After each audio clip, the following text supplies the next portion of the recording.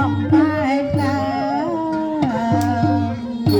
tận đây mài thòng tôi lòng sao sai đông đường ghé ai nói là đông ta đông đời nhân gian lăn đông lăn tự nhiên cho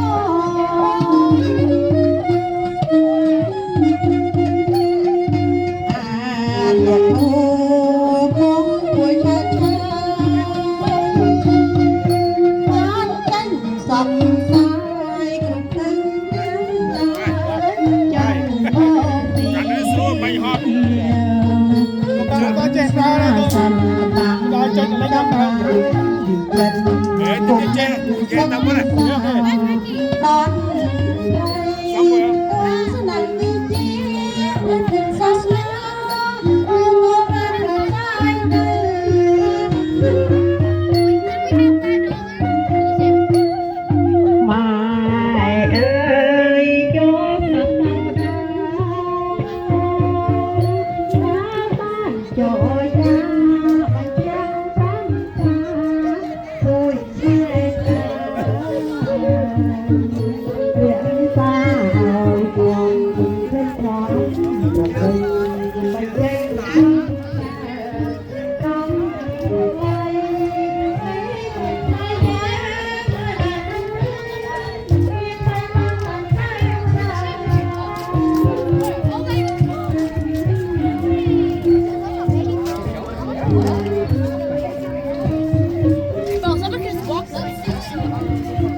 Hello, Happy New Year.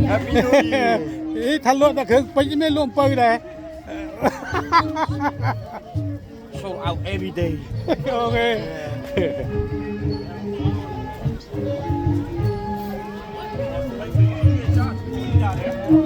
I know. If I had a choice,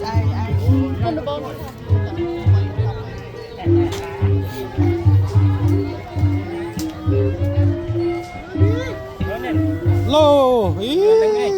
Yeah. mình phải đeo một mic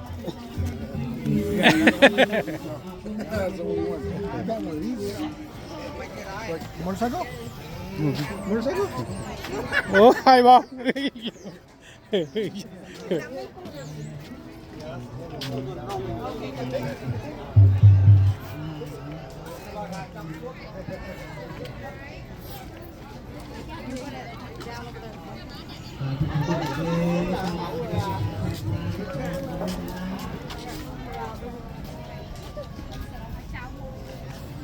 Hello, Happy New Year. Ở thế mình luôn. Đã thoát lên mà tu thân. Thế là sẽ đây này. Thoát ta nó là thoát đã thoát ta này mà đâu.